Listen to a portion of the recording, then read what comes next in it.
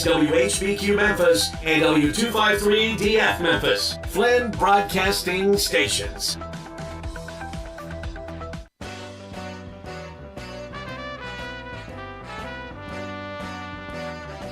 It's time for Wolo and Friends on Sports 56 and 98.5 FM. Presented by Homer Skelton Hyundai. Here is your host, the voice of the Tigers, Dave Woloshin.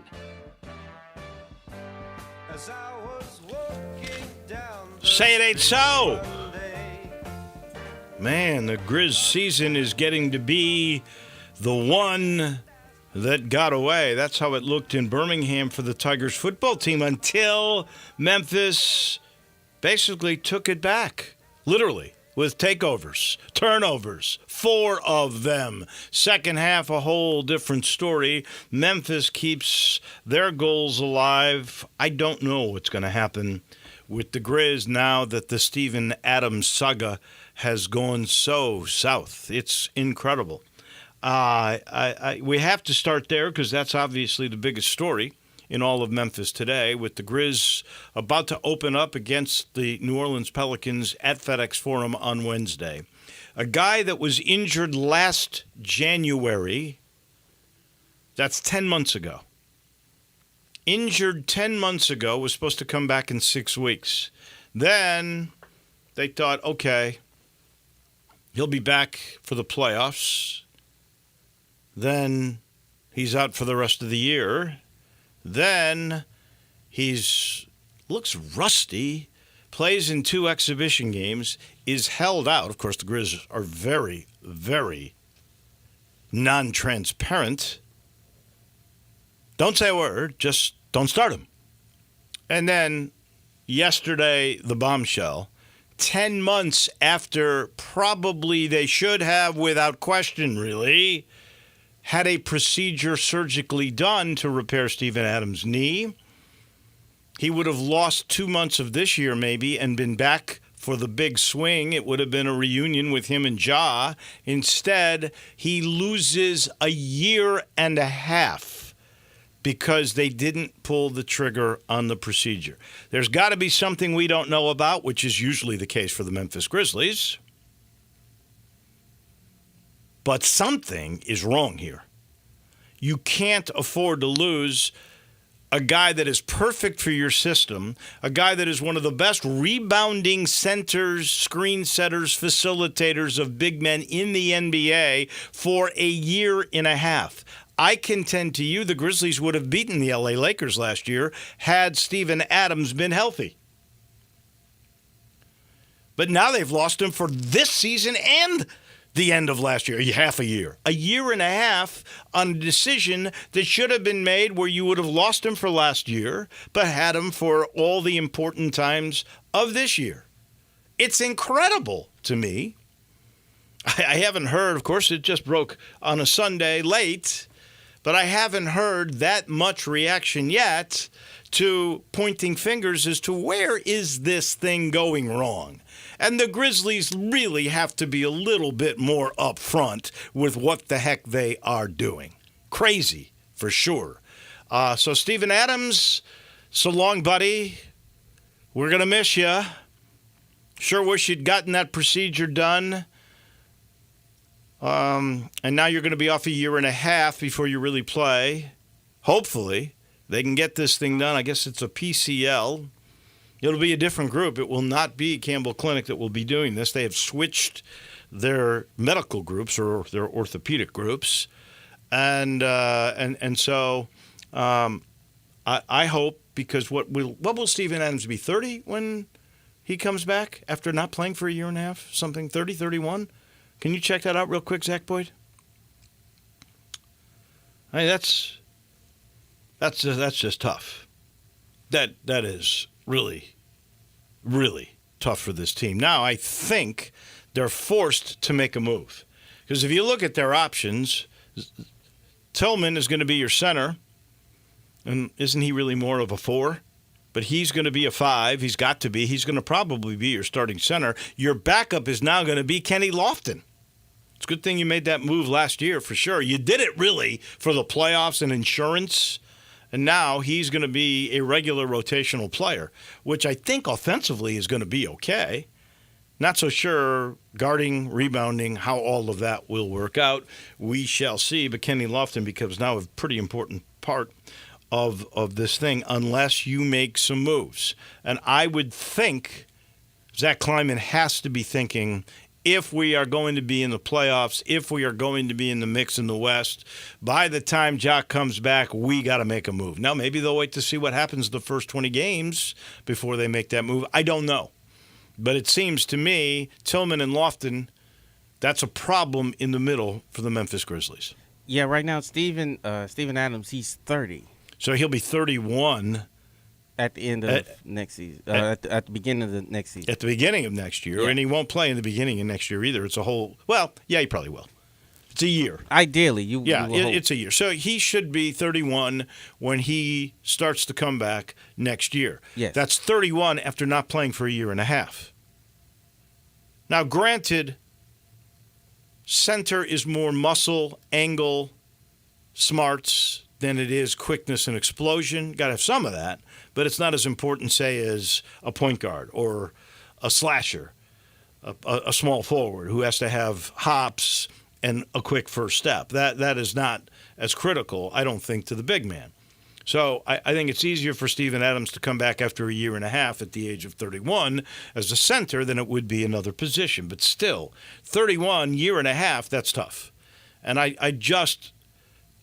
would love to hear what the Grizzlies will say, because there could be a good explanation to all of this, but I really would love to hear it. You know, especially, okay, so you tried, if it was a stem cell treatment, which, by the way, worked for my shoulder for a number of years. If you had tried that in the knee the first time, but it didn't work, then you might have said right there, first 6 weeks, okay, let's face reality here. We got to do this. They didn't do that. There must have been some reason that they really felt this could heal on its own, but obviously that was not the case. That is tough. For sitting in the family leisure, don't forget, they got this overstock of inventory. They need your help. Clear it out.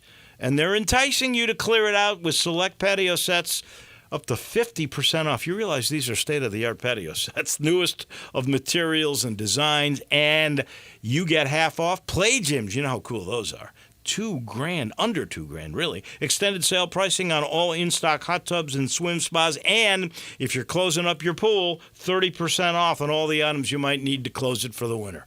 All you got to do is get to the closeout sale at I-40 and Whidden Road, Family Leisure. You know our title sponsor, it's Homer Skelton Hyundai. Really, that's the home also of Genesis of Olive Branch, where right now at Genesis of Olive Branch, GV70s, little SUVs, GV80s, bigger SUVs, all special pricing right now, and the ability to get some very creative and very cool financing.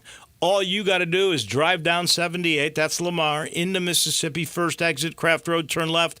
Go see my friend Chris True, GM over the place, and go see a very cool guy, you'll love him, crazy Canadian, Vinny Gerard. He's over the Genesis of Olive Branch Cars. He's got a deal waiting for you right there at Genesis of Olive Branch. Pick'em contest this week, not bad. Wolo, I believe, Mr. Zach Boyd, you're keeping up with this. 4-2 for me. Is that how you got it? Yeah. 3-3 for you. You're falling behind again. It's just one of those things, man. So that now makes me, on the year, 31, 16, and 3. Is that correct? That is correct. 31, 16, and 3. And you remain over 500. You are now 6-5-1. So you'd be making money. Yeah. And all our picks. The biggest surprise, of course, this week was both of us had picked Baltimore. Oh, no, you picked Detroit. I picked Baltimore. To me, the biggest surprise is that game. Not just that Baltimore won, because I kind of thought it was at Baltimore, and it was a field goal game. And if you notice, most covers in the NFL are wins. Yeah. They're not point spread wins. They're straight-up wins. And so that's my thinking when I'm picking the NFL anyway. And I thought Baltimore would win the game. I thought they'd win by a touchdown. the dominance that the Ravens had over the Lions was amazing. That's a big wake-up call for Detroit. 28 straight points. Like, that's crazy. There were some crazy things that happened in the NFL this week, including Denver and the Bears both winning. The two worst teams in the NFL both winning. And the Bears doing it with a kid from Division II who wasn't even drafted, beat out people to be the backup quarterback. Fields goes down, and he plays pretty darn well.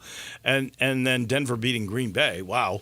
I think Jordan Love now is calming down a little bit. He was so high on his horse early in the season, you would have thought he was Aaron Rodgers, but he's not.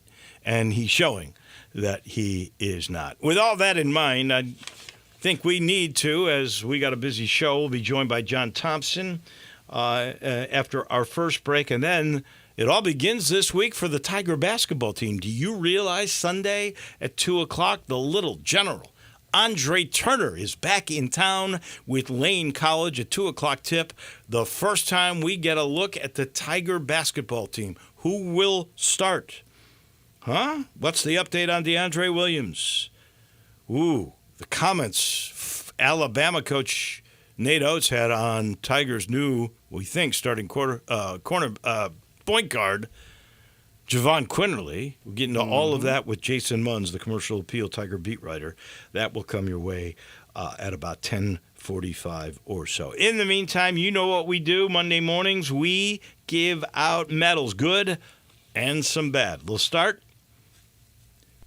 with my first bronze. It's going to go to the analytics of baseball and home runs. Bronze medal to all the postseason home runs that we have gotten. And this number, this was staggering. Listening, I don't know if it was during the game or post-game, however it came out. If your team hits more home runs than the other team in postseason, just home runs, right? 19-3 is the record. So the key here is hit one more home run than the other team, and 19 out of 22 times you're going to win the game. That's a pretty good stat. Yeah, it is. I thought it was cool. So the long ball in this era is as important as it has ever been. Got to give the Tiger defense in the second half. No points, a bunch of turnovers. They yielded only 49 yards. That, along with bronze to Blake Watson, who, after apparently getting hurt, no real clarification on what the injury was or whatever it was, he came back and showed he's definitely healthy, because Blake Watson had 125 on the ground, 15 through the air, 140 total yards. Welcome back, Blake Watson, and the Tigers' goals. They still got to run the table, but they certainly took a good step forward starting in the second half in Birmingham. More on the first half in a little bit. I'm going to give a silver medal to James Madison. Winners again, man. They're a fun team to watch. They score points. James Madison made it into the AP poll. They're 7-0. They're now number 25 in the country.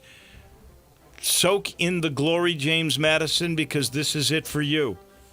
You realize, because they went from FCS to FBS, from Championship Series, or what we used to call 1AA, to FBS Bowl Championships, they're not allowed to play until next year in a bowl. There's a sit-out period, which to me is ridiculous. If they've taken on that obligation and the expense of adding more scholarships, you should be able to be rewarded with the opportunity to have some postseason glory. These kids that are here now winning, they shouldn't be penalized because you made a decision 4 or 5 years ago to go up in class.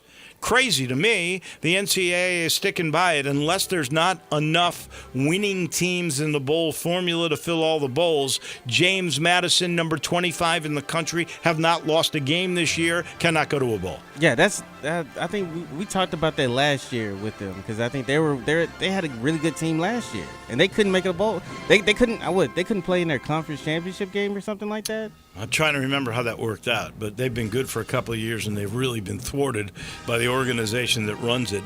And that's a Cinderella story that the organization should be embracing. Yeah. Instead, they go the opposite way. It's another head-scratcher on the NCAA. That could be a rust. I've made it a positive because I love James Madison's story now and the fact that they're 25th in the country. My gold one, it goes to Philadelphia Eagle receiver A.J. Brown. He has now had at least 125 yards in receiving in the last 5 games, which ties an NFL record. In other words, for the last 5 games, he's caught enough passes to have at least 125 yards in receiving. That's pretty amazing. That's part of the reason why the Eagles and the Chiefs have the best record in the National Football League. So A.J. Brown, congratulations to you. You get my gold medal. Yours? Bro, oh, that's my turn. I forgot how the weekend's been a little busy, so it's been a little hazy for me. Okay, yeah, we go your medals that are good, then we give our rusts. All right, so we're gonna start off with the bronze. And Dave, I think every week you're gonna start to understand like how I give out my medals here. Okay. So my bronze. Educate me. So my bronze, I'm giving it to the Utes of Utah and the Cavaliers of Virginia for their big wins over the weekend against USC and against against North Carolina. That's interesting because those are two different stories, right? Like Virginia is a terrible football team that did upset a good football team. Utah is what, 13th in the country? You realize like 18th. The Pac-12 has 4 teams in the top 13 of the new AP poll.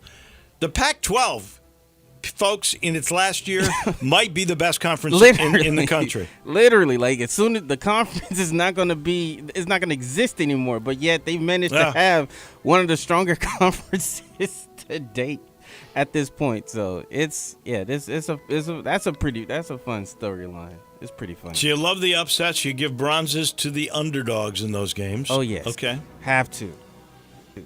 My silver goes to the NBA season and the college basketball season, as we're right on the, like you said, we're on the doorstep. Yeah, Grizz open for real on Wednesday. Yes. Tigers open with an exhibition game on Sunday. FedEx Forum will be busy this week. Yes, it will be. It will be a busy place to be at. And then my gold, and I was sweating for this one because I was like going into this game, they got to bring it back, and they brought back the bones, and that's the Tiger football team. Well, that was honestly an incredible turnaround. It's a little bit like, and I thought about where to put it, but it was a little like the Tennessee-Alabama football game. We'll talk about that with John Thompson here in a minute. I will confess, on my way back from Birmingham, I listened to Eli Gold do the first half of that football game. And Alabama was so frustrated by Tennessee. I did not see the comeback coming. And when Alabama scored their first touchdown, Eli Gold was basically the Tide needed that in his eloquent way. Love Eli Gold. And then they just turned it around, much the way the Tigers did in the second half. So I gave the Tigers a silver medal for defense and Blake Watson in Birmingham. That was for their second half defensive performance. They get a rust for their first half performance. Much like against Navy in the first half, they could not tackle. They gave up 332 yards. The opening possession, 3 plays, 75 yards. They couldn't cover anybody. They were so confused on the 2-point conversion, it was like a college team taking on Germantown Youth Association. That's how crazy wide open the guy was for the 2-point conversion, because Memphis wasn't sure what the heck they were doing. Crazy. Yeah. Then the second possession, they go right down the field and score. 3 out of the first 4 possessions, Memphis looked lost, and then Memphis became a juggernaut. But that first half, 332 yards, 21 points, 3 scores in 4 possessions, awful, but they did turn it around. And then my final rust it's the Grizz handling of the Steven Adams injury. I hope we'll get some clarification. Maybe there is a good explanation. You would have to think so. No team wants to hurt itself the way they have done now with Steven Adams, because they've now lost Steven Adams for a year and a half at the age of 30. Whew, that is tough. Yeah, that's rough. That is a rough way. My rest. I only have one this week. Okay.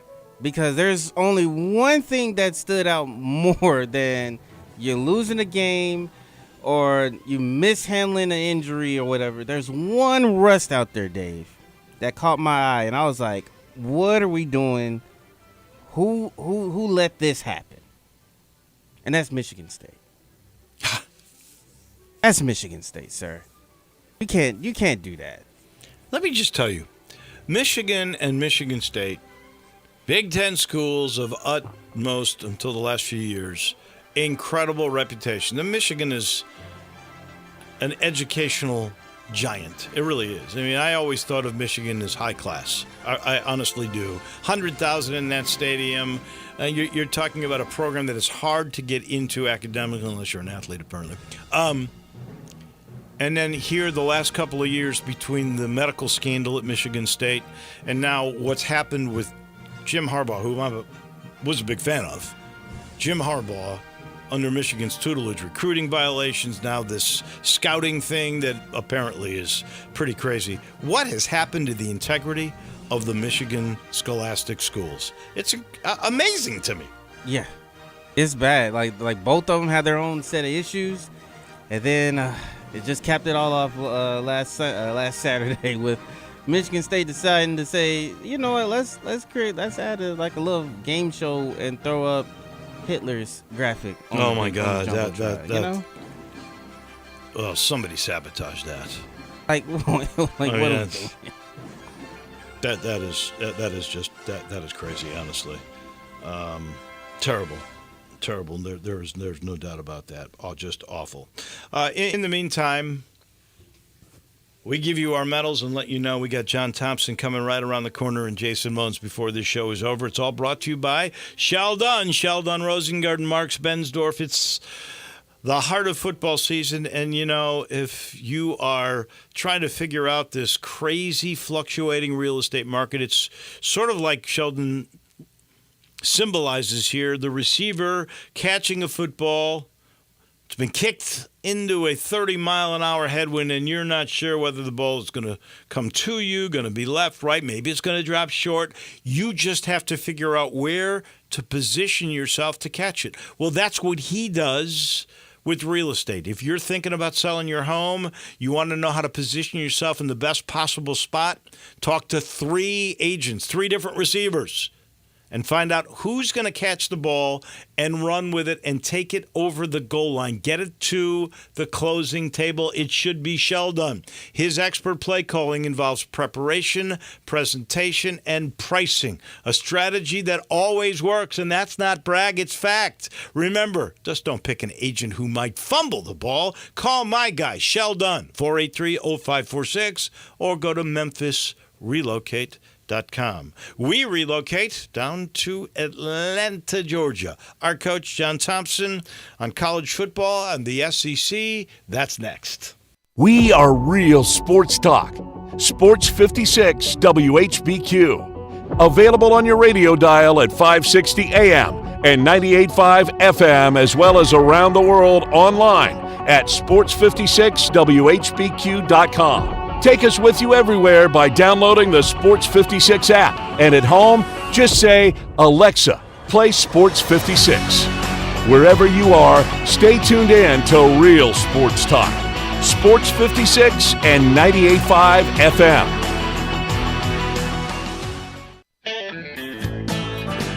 Five Ash Roofing, it's what we do. Roofing and siding, gutters too. We're the pros you can trust to get it done right. Call on us. Five Ash Roofing, the name to know. Five Ash Roofing, the only way to go. Five Ash Roofing, it's what we do.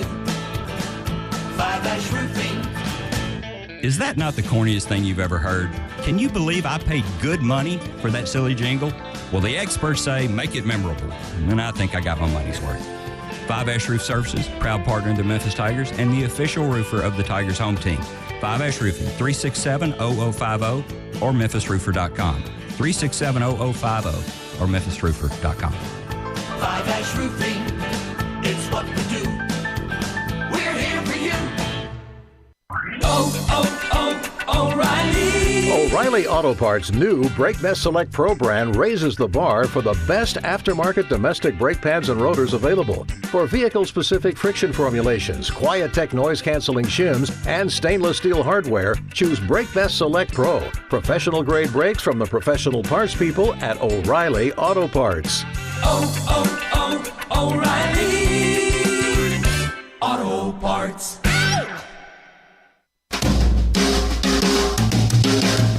Hi, this is Lauren Choate with Choate's Air Conditioning, Heating, and Plumbing. Choate's is offering some amazing specials for this month only. If you're considering upgrading your furnace before the cold weather comes, Choate's is offering $1,000 off a new Carrier furnace. If you don't need a new furnace, Choate's is now offering its early bird $60 furnace tune-up. This 22-point tune-up includes a free carbon monoxide test and heat exchanger inspection. And Choate's is your indoor air quality expert. For the best quality air for you and your family, it's recommended to have your air ducts cleaned every 8 years. This month only, Choate's will install a free UV light system when you get your air ducts cleaned, a $500 value. Call us at 347-8086 to take advantage of these amazing deals. So, turn to the experts with Choate's, and remember, let our family serve your family. Listen each and every Sunday morning at 10 a.m. and join Ottawa Presbyterian Church for worship. Ottawa is a PCUSA church located in Midtown Memphis. Now back to Wolo and Friends on Sports 56 and 98.5 FM, presented by Homer Skelton Hyundai. Here once again is the voice of the Tigers, Dave Woloshin.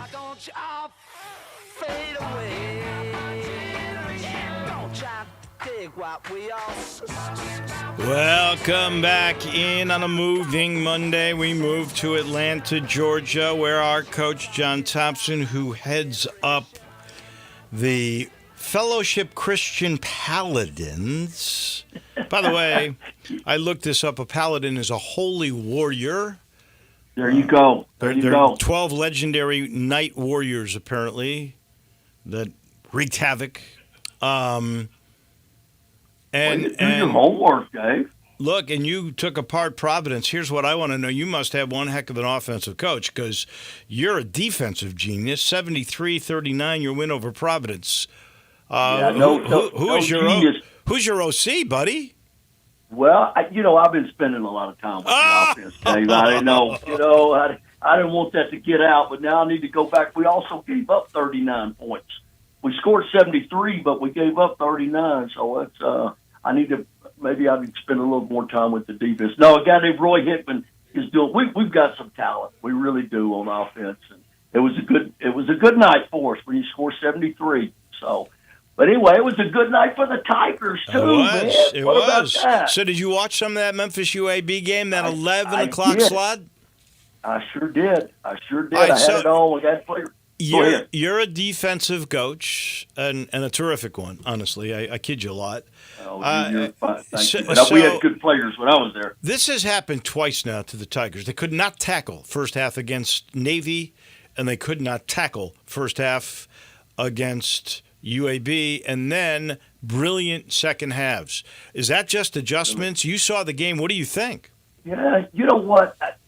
Sometimes it's the speed of the game, and you try to protect yourself during the week, and you don't hit enough. People do, in my opinion, we don't hit enough, and I'm guilty of it too, because you don't want to get anybody hurt in practice. You got to play the game, and the speed of the game gets you early in the game. I don't know that was the thing about it, but what was evident to me is that Memphis knows how to win. They turned it around. I mean, the third quarter was awesome. they go back to back with the change in total momentum in the game, and the pick six, and then just a couple of plays later, or the next play when Watson, had a touchdown. Their defense was going 3 and out, and then the offense holds the ball when they have to for 9.5 minutes.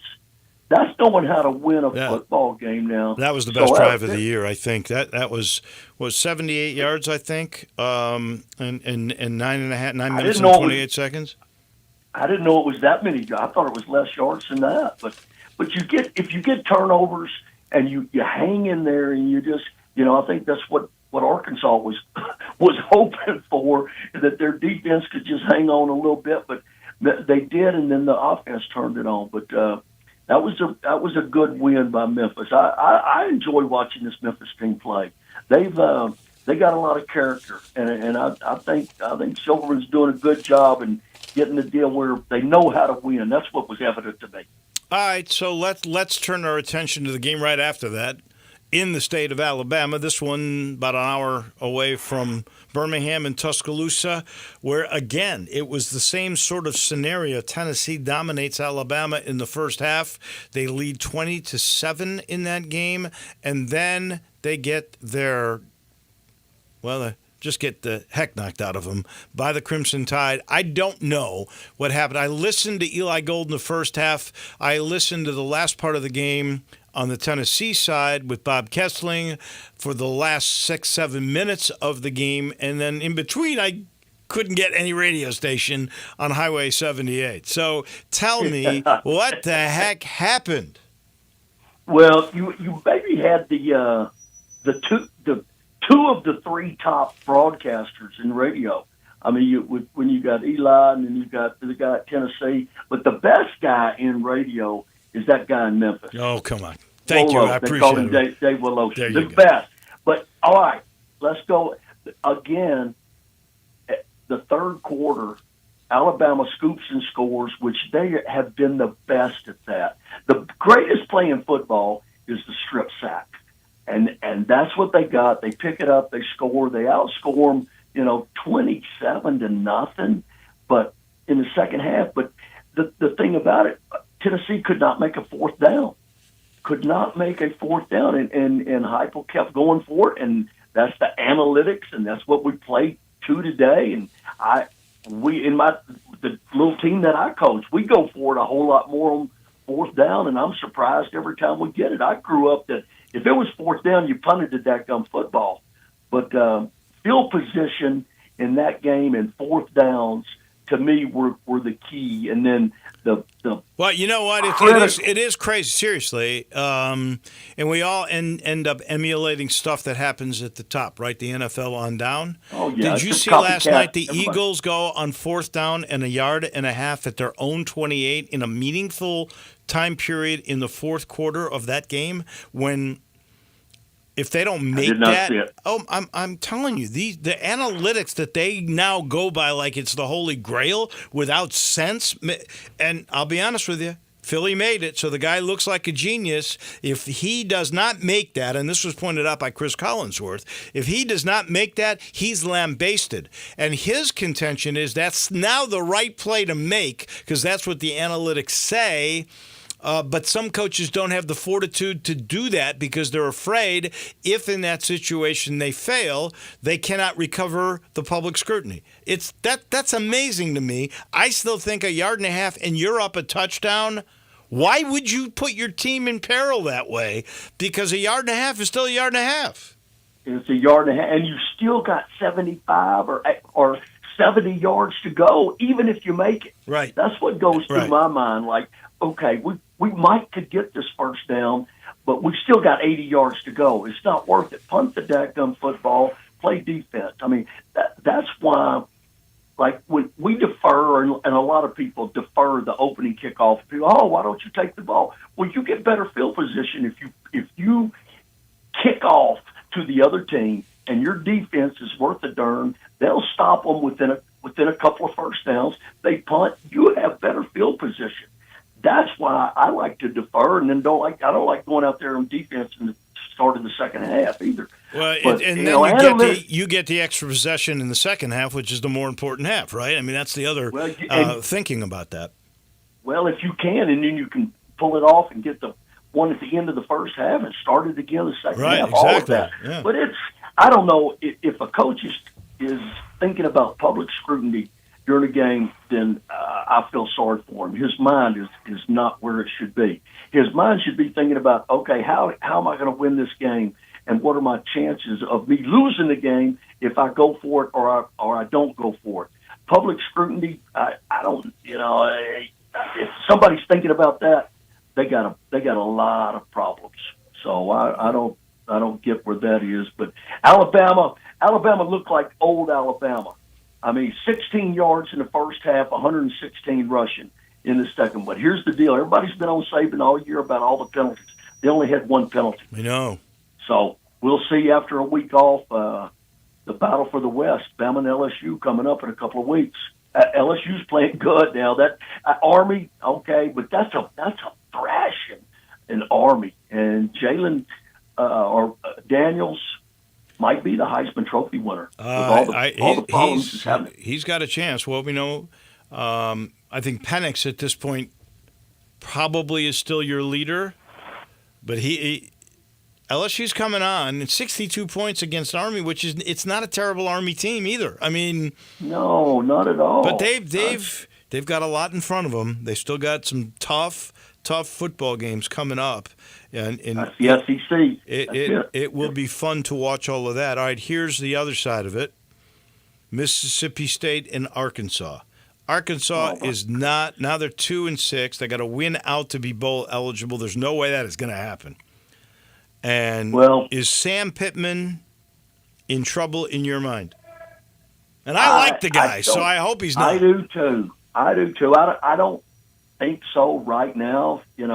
Obviously firing his coordinator, Dan Enos, who was a good coach, but totally different makeup than Browse was, and it's a totally different group of offensive linemen, and the things that they're doing, that is causing some problems. I mean, who would have thought in this day and age 7-3 is going to win you a game? It reminded me of a 3-0 game against the Ole Miss Rebels with the Memphis Tigers back in the day.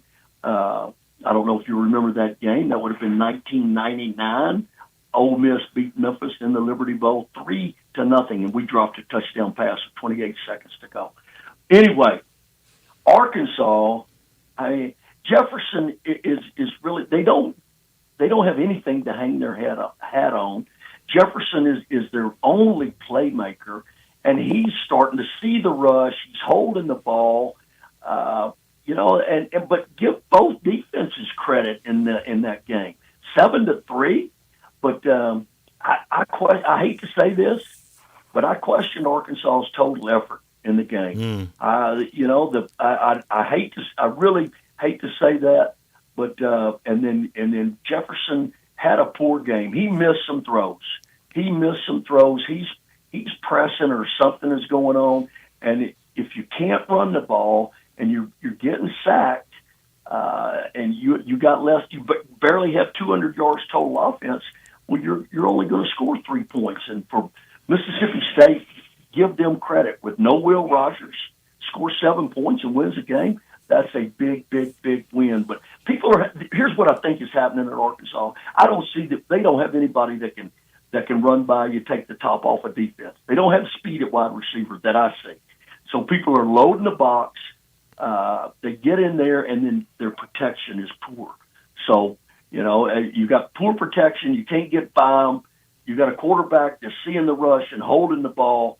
It's just a recipe that I hate it. I don't like it when it happens, but it gets your offensive coordinator fired with 3 or 4 games left in the season. So it'll be there'll be some chaos going around there. And it's a bad deal at Arkansas. Missouri is starting to look like an awfully good football team. Your old friend Drinkwitz, man, he's now 7-1, 3-1 in league play. Now, I don't know if they're not the second best team in the East behind Georgia, but we're about to find out because They've got a bye week, and then Georgia and Tennessee back-to-back. The first one's in Athens, then at home against Tennessee, and that's going to be the decider. They got Florida and Arkansas to end things. We'll see just how good they are, but they may be the second-best team in the East.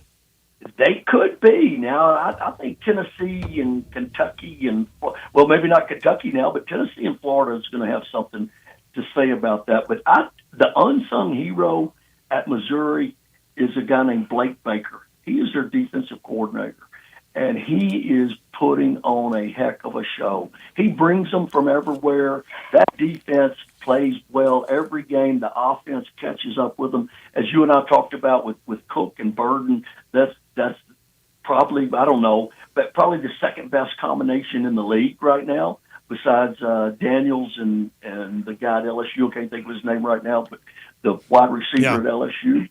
But Blake Baker's the defensive coordinator, playing good. They just keep winning. They keep playing and keep winning and playing good.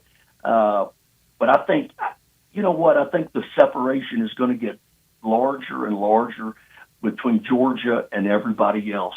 Georgia is just now, Florida, I don't think Florida can hold with them. I really don't. And Missouri, I don't think can do it. Tennessee will beat Missouri, I think, and probably Florida beats Missouri. I think they got three losses left. You're saying down the tubes they go. Well, we'll see. All right, last thing, real quick. One for Kiffin, who almost went to Auburn. They didn't exactly dominate Hugh Freeze and Auburn, but they were the clearly better team in that nightcap in the state of Alabama.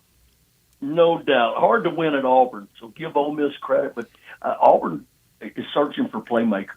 I mean, they've had issues at quarterback. Ashford's just hot and cold, but when Ole Miss can run the football, they are so dangerous.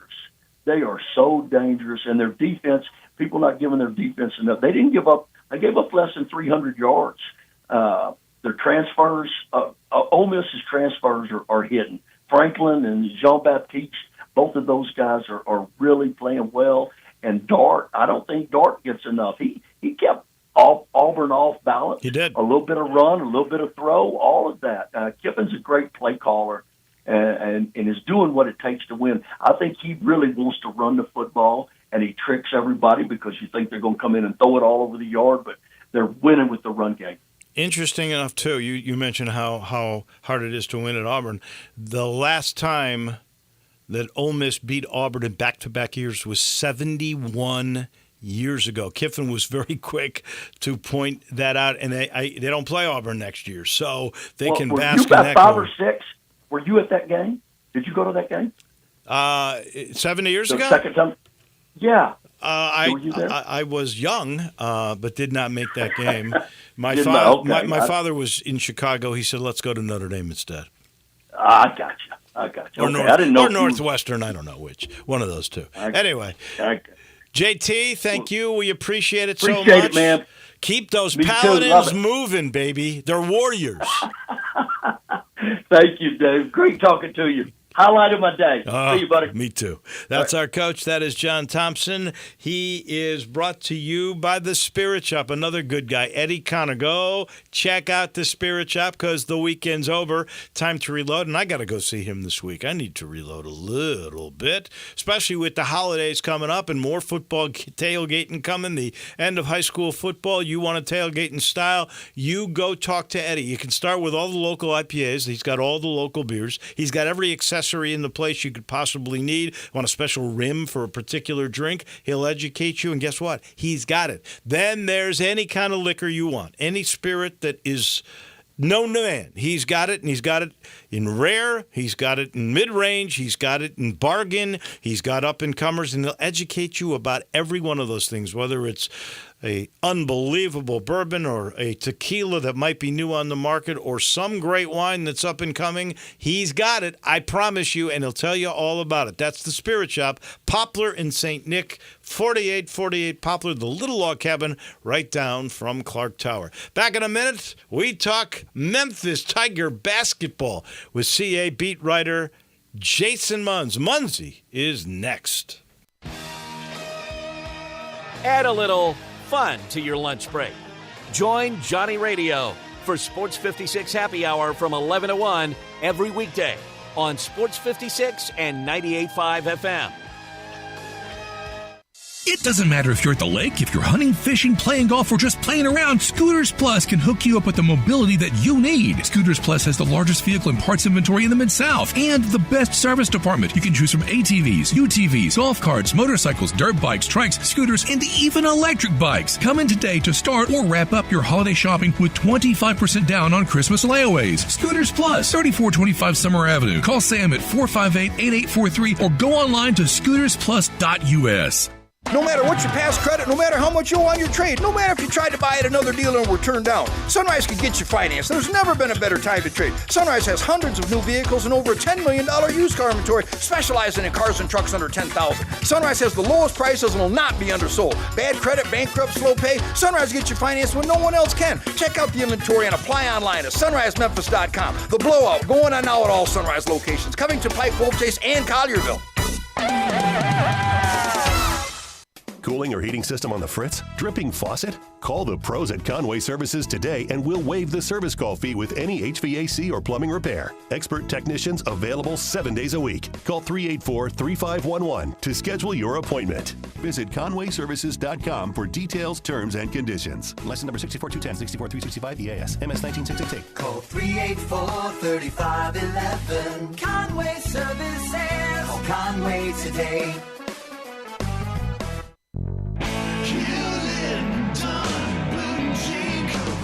Hewlett & Dunn Boot and Clothing Company, we have it all. From handmade Amish leather belts, fine and casual clothing, boots, casual boots, work boots, fancy boots, and even safety-toed boots. Lots of cowboy hats to choose from, even Nebo lights, good-looking duck head dress shirts, duck head caps, shorts, and pants. Tons of jeans from Ariat, Wrangler, Devil Dog, and Kimes Ranch jeans.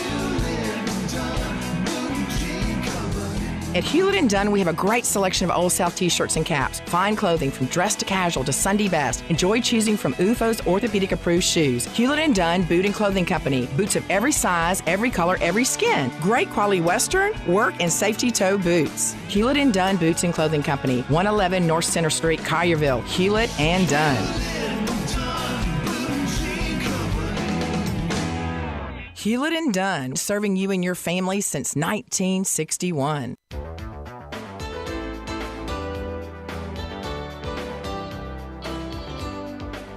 Now, back to Wolo and Friends on Sports 56 and 98.5 FM, presented by Homer Skelton Hyundai. Here once again is the voice of the Tigers, Dave Woloshin. Yeah, it all begins this week. Sunday, FedEx Forum. Into town comes the little general, one of my favorite all-time Tigers. That would be Andre Turner and his Lane team comes first exhibition game. Our first view of this year's edition, and it is a whole new edition, of the Memphis Tigers. Commercial Appeal beat writer Jason Munz, as always, joins us on Mondays. All right, let's start with who's going to start for the Tigers against Lane College. Good morning. Good morning, Wolo. That is always an interesting because it's an exhibition, because it is, even the fact that it's the first exhibition. I don't. Based on the conversations I've had with people, I don't think anybody's injured. I don't think anybody's dealing with anything major as far as health-wise. So, I feel like as long as that stays true through this week, then my money is on the usual, the people we've kind of expected and penciled in from the very beginning. I think you see Javon Quinley at point guard. I think Caleb Mills is going to be at the 2. Jaquan Walton and David Jones, probably interchangeable at the 3 and the 4. I think they can both sort of bounce back and forth. I don't know who's going to be where, to start, but I think both of them are going to be on the floor, and then Jordan Brown at the 5. Now, because it's an exhibition, Penny might decide to, maybe he wants to give some guys some run, outside of those 5. But I don't I don't think so. I think this year, out of all years, I don't think this is the year to experiment because we are on sort of a short runway here. Mm-hmm. Usually the first exhibition game is a little bit sooner. You got this Sunday exhibition, and then it's like the next Thursday is the second and final exhibition, and then the first game is the very next Monday. Right. So, like in the span of 8 days, you've got 2 exhibitions and then the season opener. So, I don't think you really want to mess around. And then on top of that, you really want to start developing this cohesion and chemistry as quickly as possible because, as we talked about a lot, the non-conference schedule is daunting. Okay, so you've got me 5 right here. Okay, so we're saying it's Quinterly, Mills, Walton and Jones. I'd go 3-4 that way, and then Jordan Brown is your center. So Malco's your backup, right, at center. Yep. Where is Nick Jourdain? I think he's your backup 4. I think he's probably your backup 4. Yeah. All right. Who's your backup 3? That's a very good question. Maybe Jaden Hardaway, maybe Ashton Hardaway, maybe Jonathan Pierre, somebody out of that group. And then I would say, somebody out of that group is probably also your backup too. Where's J.J. Taylor? Where's Carl Charenfant? I think they're further down the depth chart. Wow. I think those I think those 2 guys are not saying they won't play, but I just don't think they're going to get the same, it's a deep team. So right. And they're true freshmen. So anything can happen once the ball, once you start actually playing and the lights come on. I mean, who knows? Maybe those guys step up and really up their game. Who's the backup point guard here? Jalen Young. Oh, yeah, all right. Yep, the guy from transfer from UCF. Yep, he's your backup point guard. Dang, that is about as deep as you can get. It is. They're too deep at every position, at least, and so that's going to be that. To me, that is going to be. And we got 2 weeks or so to talk about this, but like that to me is going to be what defines this season: is how well all these pieces come together and fit together, or not necessarily how well they do it, but if they can do it. There's a lot of guys who are used to certain roles and have been used to certain roles for a long time, and we've seen that experiment not go very well here, even. So it's going to be, to me, that's going to be what this season, the success of this season hinges upon is the chemistry, the cohesion, the willingness to sort of, be flexible on pretty much across the board. Everybody's going to have to be very flexible. Yeah, what's interesting to me, too, is that you mentioned that chemistry. It's not just with the players. It's now you got a whole new chemistry with coaches because you've got Stansberry here, going as Frank Heath. Gone, by the way, was a guy you had for a number of years for continuity was Cody Toppert. He's gone. You got Jamie Rosser. He's new. Darby Rich is the strength coach. He's just come back. You got a new equipment manager in Peter Warden. I mean, this is a whole new team and a whole new staff, pretty much. Yeah, well, there are a lot of new pieces. But when you look at the way things have gone since Penny's gotten here, that's not overly unusual. But it is unusual to have that much turnover on your staff, coupled with as much turnover as you've had on your roster. That is. So it's. I mean, it seems like things are going. I mean, and you talk about the staff. Let's not forget that Penny's not going to be available for the first three games of the regular season. So you throw that little thing into the mix, and it becomes even more. I'd forgotten that. It becomes even more of a situation. But I wouldn't worry about it too much. Penny's always done a really good job of getting everybody on the same page as far as his staff and everything is concerned. So, from what I understand, it is just because there are some new pieces on this staff, that it's not that they don't have history with each other. Peter Warden, Rick Stansberry, and Darby Rich have all worked in some form or fashion together at previous points in their careers. So it's not like there's a ton of unfamiliarity. And I mean, we're talking about Darby Rich. It's a guy who spent 2 seasons here previously, knows Penny very well. Penny knows him and trusts him. So, it's. I think the staff is coming along nicely. Your take on Nate Oates, the Alabama coach, basically taking a dig at SEC Media Days of his former point guard and now the Tiger point guard, Javon Quinterly. It was a diss, no doubt. Yeah, no, it was 100%. I mean, the Tuscaloosa News circled back with him later and asked him to were you singling anybody out? And he said, of course, he said no. But anybody who's been paying attention knows that was exactly what he was doing, was taking a dig. You could question whether it was taking a dig at Jaden Bradley or Javon Quinterly, both of whom were there last year, both played point guard, both are gone now.